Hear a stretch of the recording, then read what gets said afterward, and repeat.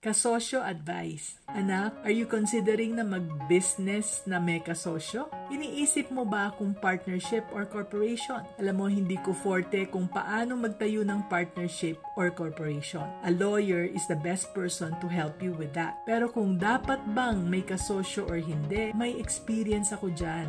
Actually, masakit na experience na sana wag mo nang tularan. Usually, people we trust like friends and relatives, yan ang mga kinukuha nating kasosyo, di ba? Kaya lang, sa experience namin, dahil nakikialam ang mga family members nila, nagkakagulo ang business and we end up as mortal enemies. So this is why, if possible, try to avoid ang makipagsosyo. Kung kulang ka sa kapital, mangutang na lang. Dahil kung utang, wala silang pakialam sa business mo, di ba? You can run your business the way you want it. Ikaw lang ang gagawa ng sarili mong desisyon. At magkamali ka man, wala silang pakialam. Basta fixed ang babayaran mo sa kanila. Kumita ka man ng malaki or maliit, pag nakabayad ka na, tapos na ang obligasyon mo. Napakinabangan mo ang pera niya, siya naman kumita na rin sa'yo, kaya pareho kayong happy. Kung sure ka naman sa business idea mo, go ahead and do it. But always remember to be business-minded Pinoy.